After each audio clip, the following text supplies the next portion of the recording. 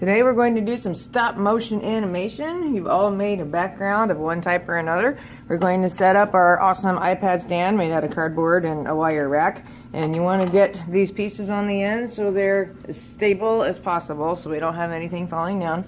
And with the iPad, we're using an app called Stop Motion. It's a little video camera. And if you haven't used it before, it'll come up with a little cartoon at the beginning and you just hit continue. Otherwise, we hit plus for a new movie. And we're going to get this situated so the camera is between the wires. And move your paper around so it's in a good spot. Once it's in the location you want, we're going to put down 2 pieces of tape. One at the top, one at the bottom, to make sure that that will stay stationary. And don't worry that the table is showing on the edge, because we can take care of that in a little while. We can edit that out. Then you're going to take your little stop motion friend and find a starting point for it. And he's going to start out down low, and then later he's going to move across the page. So with stop motion, you have to take a lot of pictures. So initially, that's all we're going for. And you will honestly, for 10 seconds of movie, will have to have about 70 pictures. I know it sounds like a lot, but it does go very, very quickly. And I'll show you how to adjust the speed later once we have something in here. So I've got my little guy on there, tapping the magic button, and we've got our first slide down here. Then when you move your character, it has to be in very, very tiny amounts.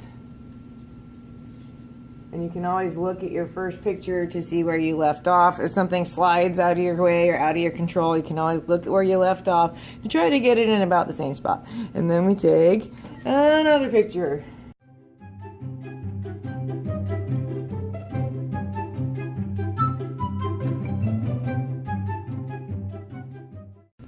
I have been working very hard and I've now got 118 slides. That sounds like a lot, I know. Now as you're working, you can slide through and check your flow, and if we have any gaps or if we have any mistakes, we can go in and fix them. Every now and again you might accidentally photobomb your hand. Here's my hand. I'm making sure the slide with my hand is highlighted, and I did that on purpose. Tap it, and we hit the trash can. There we go. Photobombing hand is now gone. So you can go through and check your work. Make sure everything looks pretty fluid. Alright, then there's the video editing process. So we hit the settings. The main thing you need on settings is this one with the little gauge at the end. This determines your speed. These little numbers are frames per second. So it's how many pictures you have per second. The more you have, the faster it goes. The less you have, the slower it goes. And we want it to be fluid. So for example, if I set this at 7 frames per second, hit done, hit play. He's moving, but he's moving slowly, so I could speed it up a little more. Go back to settings. I'm going to bump it up. Let's try 10 frames per second since I have 114. That'll give me a few seconds worth.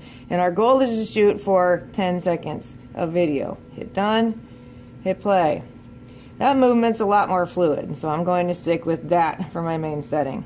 And some kids are bothered by seeing the table, so we can make that go away. If we go over to this little picture, it's a rectangle and it's got 2 arrows in the corner. That will crop out your picture for you, so it gives you sort of a border. So I'm going to work with the really wide border over here, and that takes off the table. Once you are satisfied with all of your video edits, then we hit the arrow, and on this screen we hit the up arrow and export movie. Then we want to tap save video.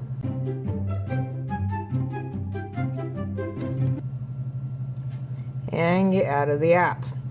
Next mission is we tap on this colorful blob called Artsonia. And this is our online art gallery. You tap students, and there will be a QR code in the room for you to scan.